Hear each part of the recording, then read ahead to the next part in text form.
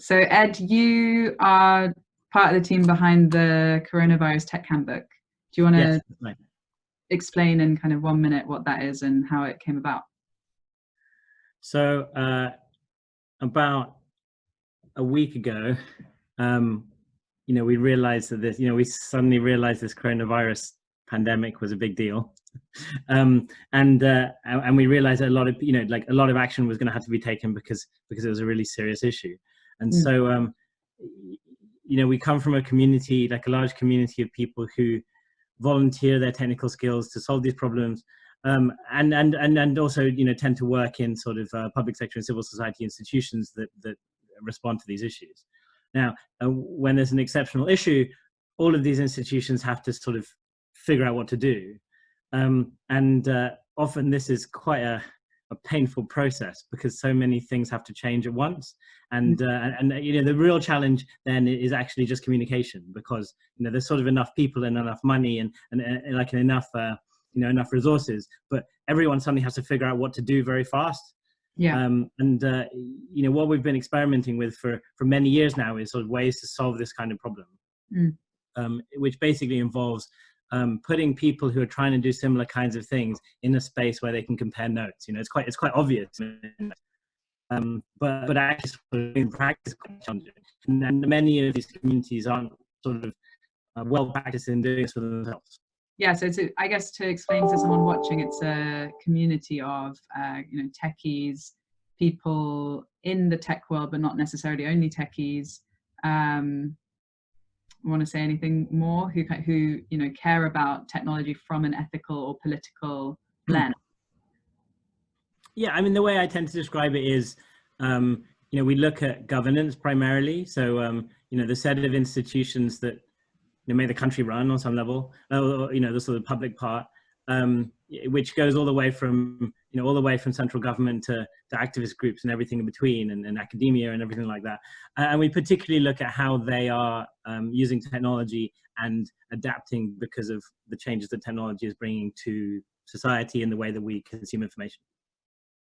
Cool. And so with this handbook, I think it's a really good example, of the sort of resource that could actually pull together. I think what you were talking about is a bit like a coordination problem. It's like, you've got all the people, you've got funding, you've got people with different expertise. How do we fit those things into the right boxes so that it's not just reinventing the wheel and spreading, basically just having kind of indecision cost as well. Right. So what tends to happen when you centralize these processes a lot is, your sort of decision ability is quite low. And what that means in practice, there's a lot of waste. And what this waste looks like is people with a lot of skills or knowledge doing low-level tasks. So you have someone with like a very high, be say like, we have every single doctor in a hospital just doing basic care or something like that, rather than using their specialities to do specific things that they can do. Yeah. What you want to try and do is get people using their specific skills as much as you can, because then the sophistication of the output of the system will be much higher. Yeah. So it's a systems problem. And I think you gave a good example of, say, an engineer who could be building a ventilator, is taking spending their time delivering. Everybody wants to do something. And so obviously there are some things that are easier to do immediately. So they do that because of the kind of difficulty of coordinating that action. So does the handbook that you and the Newspeak team have created kind of help that problem? Well, that's the idea. The way the sort of dynamics around this typically is when people are facing a problem, often they will share the problem they're having or the solution they have. You'll say, we found this up and this is the best way to do it. Or, one with this morning was, all the schools are shutting down, and I found a headmaster said, hey, this is our, sort of contingency plan for our school. If any other headmasters can use it, right. For reference, because they're all sort of having to figure it out over the next couple of days, because there's going to be a change. Yeah, and open source, right? Like the open source culture, like the culture of handbooks and having a handbook on GitHub. It's like constantly updated, so it's kind of centralizing for decentralized action. So if everyone is, if everyone is figuring this out on their own, the quality of the response will be not only variable, but just generally lower. Whereas if everyone is aware of best practice, and best practice evolves very quickly, then the quality of the response will be very, very sophisticated, potentially even better than a set of experts could do. Like this sort of crowdsourcing. What happens in a sort of exceptional event like this is not only do these sort of traditional roles have to react, but we find that like new kinds of functions have to happen which weren't happening before.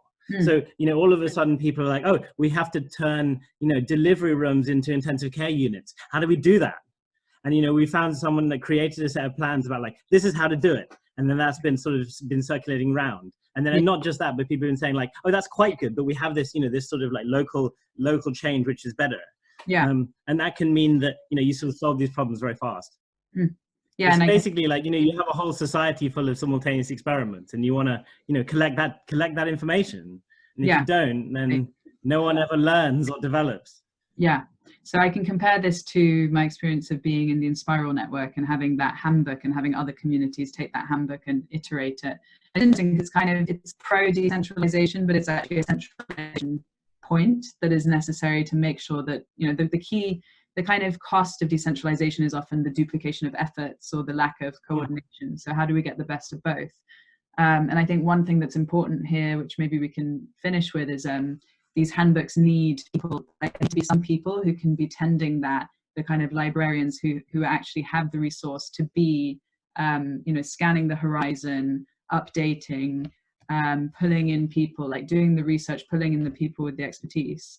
So yeah, what do you think about that? I mean, I think what's funny about this, the historical context of this is, society has discovered the answer to this question, and it's called a library. What a librarian does is they sit there and then, people come up and say, here's something I've discovered, please remember it. And they say, I'll carefully put it on a shelf. And when the next person comes along and says, do you know anything about this? They get it back off the shelf and say, here you go, right? Yeah. Library is like this kind of interchange. What's sort of funny is like, the libraries are not fast enough now. Yeah. So version 2 of the library, because you couldn't add to the books. That's the main problem. You can take a book out, but you can't add your experience to it. Well, I mean, there's obviously a sort of library science information management discipline. And the funny thing is actually like, we really don't have very good tools for this still. They're okay. I mean, we sort of have wikis and stuff, which are, a bit crunchy, but basically you still sort of need specialists to do this. And what's been amazing is, sort of every single person doing knowledge work suddenly has access to these, relatively speaking, very powerful tools. I mean, our whole handbook is built on Google Docs, basically, which is best in class, rapid communication tool, which is ridiculous because it's entirely not what it was built for, but it is just better than anything else that we have. Well, at least, that we have, that people are familiar with using. This is the other thing, right? It's very difficult to use technology that's not familiar. So really we fall back to the thing that's sort of closest that we know, which really limits like what's possible. Like a lot of people are wanting to try and solve this problem now, and I think that's almost impossible unless people want to somehow re-implement Google Docs. Right. And this kind of brings us back to the digital handbook that we created for local trust. Actually, like some of the tools we recommended there for community are not necessarily the best tools or the most ethical in terms of ownership or governance or privacy, but it's also about using the tools that are used by enough people that they become useful. Because you could find the perfect tool, but it's completely like not used by many people, or it's difficult to use, or it's not updated, or it's buggy, and then it loses that value. Absolutely. I mean, really, we've had a big sort of boom in sort of closed technology over the past, I guess, the VC era, basically, sort of 15 years. And this has meant that all of the best usable stuff is closed. And so when you need open, when you sort of need open models, they just aren't there, or their sort of quality of interaction is somehow not quite good enough. It's certainly like, Wikipedia is the largest open project that people regularly interact with. And that technology is really, really old. You look at Wikipedia and like, this is an old website. And it's just, and the funny thing is, like with Google Docs, it's not even a product that people pay for. It's somehow like a part of the marketing and data collection for Google. Which, I mean, in some sense, like we're blessed to have. It's better to have it than not have it. But here we are. Here we are. All right. Is there anything final you want to say? You know, what kind of resources can people chuck at you? If somebody wants to help, how can they help? If somebody has funding, how can they help fund this? So if you're someone with a special skill, figuring out how to use that, the hardest thing to do in this situation is figuring out how to use that skill. But that doesn't mean what you should do is give up on trying to use it. You know, if you spend 2 weeks exploring what's going on and waiting for the one moment when you can use that one piece of knowledge that you have that no one else has, you should do that. Because in that moment, you can be highly leveraged and do the thing that, you've trained to do. But it may take some time to find that moment. So actually, spending time researching and trying to see how you can help is exactly what you should be doing now. If you have a special skill, and if instead you decide to do something which which in a sense like anyone could do, that is a waste of your talents. And that's counterintuitive advice. And finding that moment, it will be difficult. But like, in a sense, that's what your training is for, to understand, the hole that only you can fill, right? And if you're someone who, doesn't self-identify as having a special skill? I didn't think about that as much, funnily enough. Go with the most mainstream advice, like flock, copy people around you, and also try and be adaptable. There will be lots of, so if you're doing one particular thing in one place, there will be lots of other places doing the same thing. This is the thing to remember. If you're trying to put together a homemade ventilator somewhere, there will be many other people in the country. Or if you're trying to deliver groceries, or if you're trying to rapidly train how to be a nurse, like I think we're going to be training thousands of nurses who only know how to treat one disease in the in the next like 2 weeks. Huh? Decentralizing the nursing, that's an interesting. Yeah, well, I mean, you've got to remember that we're only trying to treat one disease here. So, we sort of don't necessarily have to have people fully trained in everything. It's like a sudden, rapid specialization of society to fight one thing. I mean, people have been saying like, oh, this is a war, right? And it's like, great, okay. And it's been nice. I saw the government announced today, like, okay, every manufacturing firm who can manufacture, come and help us manufacture ventilators, right? Yeah, they are getting on. That's been I mean, with all the different news and opinions and people talking about herd immunity and what that means and all of that, it's quite nice to touch in with people actually working at the NHS who say speak to the preparation that's happening, the beds that are being prepared, the capacity that's being built. So that is heartening. But this is actually a perfect example. So the government says, we need as many respirators as possible. If you have a factory, make respirators. And the stupid way of doing this would be every factory looks at the plans and starts trying to figure out how to make a respirator from scratch. And what would be smarter is we build supply chains, right? It's like, okay, there are 10 components. We need 10 factories. Not there are 10 components. Every factory does all of them, right? And it's essentially the same thing with talent. Yeah. Cool. Kind of Forbesian. No, Ford, like the Ford model of talent. Like having a chain of, makes sense.